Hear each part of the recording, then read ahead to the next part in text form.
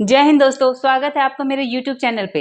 इस दुनिया में हर कोई सक्सेस होना चाहता है। अपने आसपास जरा नजर उठा करके देखिए कि आपके आसपास कोई ऐसा इंसान है जो सफल नहीं होना चाहता हो, या कोई ऐसा इंसान आपने कभी देखा है जिसके कभी कोई सपने ही ना हो। पर सफल होना भी इतना आसान नहीं होता। आज इस वीडियो को देखने के बाद आप पूरी तरह से समझ जाएंगे कि ज्यादातर लोग अपने लाइफ में सफल क्यों नहीं हो पाते हैं। आज इस वीडियो में मैं आपको एक छोटी सी स्टोरी बताऊंगी जो मैंने भी कहीं पढ़ा था और मुझे बहुत ही पसंद आई थी। तो आइए स्टार्ट करते हैं। एक दार्शनिक अपने शिष्य के साथ कहीं जा रहे थे। चलते चलते रास्ते में वो दोनों एक खेत के पास रुके। उन दोनों को बहुत तेज प्यास लगी हुई। दोनों लोग एक खेत के बीचों बीच टूटे फूटे घर के पास पहुंचे और दरवाजा खटखटाया और खेत की ओर देखने लगे। खेत काफी बड़ी, अच्छी और उपजाऊ नजर आ रही थी, पर उस खेत को देख करके ऐसा लगता था कि जैसे उसका मालिक उस खेत पे जरा भी ध्यान नहीं देता। घर के अंदर से एक आदमी निकला, साथ में उसकी एक पत्नी और 2 बच्चे भी निकले जो काफी फटे पुराने कपड़े पहने हुए थे। दार्शनिक बोले, क्या हमें पानी मिल सकता है? हमें बहुत जोरों की प्यास लगी है। फिर उस आदमी ने दोनों को पानी पिलाया।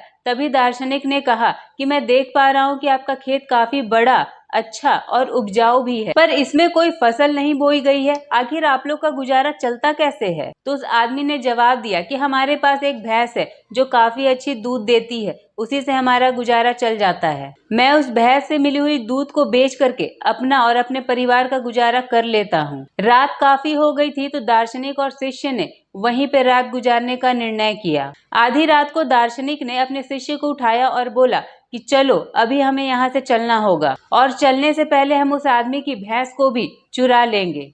शिष्य को अपने गुरु की यह बात जरा भी अच्छी नहीं लगी। उल्टा उसे आश्चर्य होने लगा कि जिसने हमें पानी पिलाया, हमें रुकने के लिए जगह दी, आखिर हम उस गरीब इंसान के भैंस को चुरा क्यों रहे हैं? पर वो बेबस था, वो कुछ बोल नहीं सकता था। उसे गुरु की बात हर हाल में माननी थी। इसलिए दोनों लोग भैंस को चुराकर रातों रात गायब हो गए। लेकिन ये बात शिष्य के मन में बैठ गई और 10 साल बाद जब वो शिष्य एक बड़ा आदमी बन गया तो उसने सोचा क्यों ना पुरानी गलती को सुधारी जाए और हमने जिनकी भैंस चोरी करके लाई थी उसकी कुछ आर्थिक मदद कर दी जाए। शिष्य अपने कार से उसी खेत की ओर बढ़ चला और जब वो वहां पहुंचा तो वो देख के आश्चर्य करने लगा, क्योंकि वो उजाड़ खेत अब एक फल के बगीचे में बदल चुका था। शिष्य को लगा कि हो सकता है उसके भैंस चोरी होने के बाद वो सारा कुछ बेच करके कहीं दूर चला गया हो। इसलिए शिष्य भी वापस लौटने का निर्णय कर लिया था। तभी उसकी नजर उसी आदमी पे पड़ी जिसने उन दोनों को कभी पानी पिलाया था। शिष्य ने बोला, शायद आपने मुझे नहीं पहचाना, सालों पहले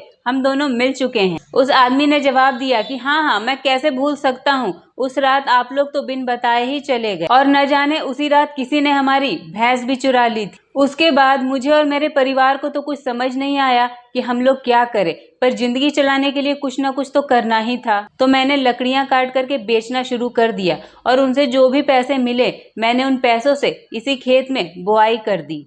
फसल भी अच्छी हो गई और उन फसलों को बेच करके जो भी पैसे मिले उससे इसी खेत में फलों के बगीचे लगा दिए। और देखते ही देखते मेरा ये काम बहुत अच्छा चल पड़ा और इस समय मैं अपने आसपास के 500 गांव में सबसे बड़ा फलों का व्यापारी हूँ।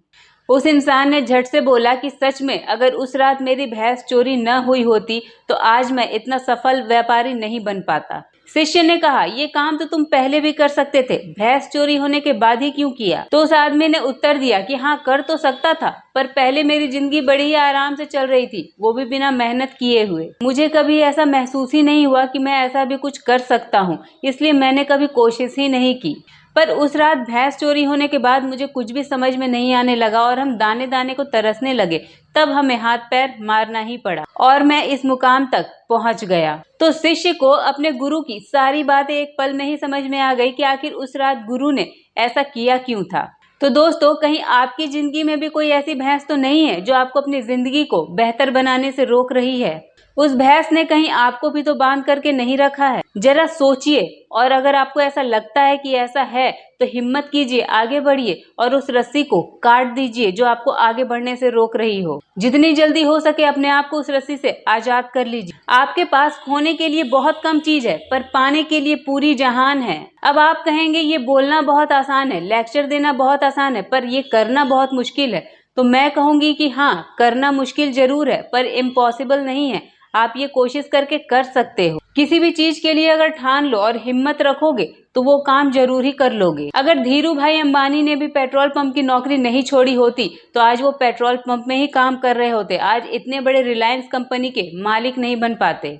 फ्रेंड्स, अगर ये वीडियो देखने के बाद आपने अपना कदम आगे नहीं बढ़ाया, अपने कंफर्ट जोन से नहीं निकले, तो पूरी लाइफ एक साधारण जिंदगी जीने के लिए तैयार रहिए। तो आज की वीडियो में बस इतना ही। खुश रहिए, स्वस्थ रहिए, हमेशा आगे बढ़ते रहिए। Thanks for watching, see you next video.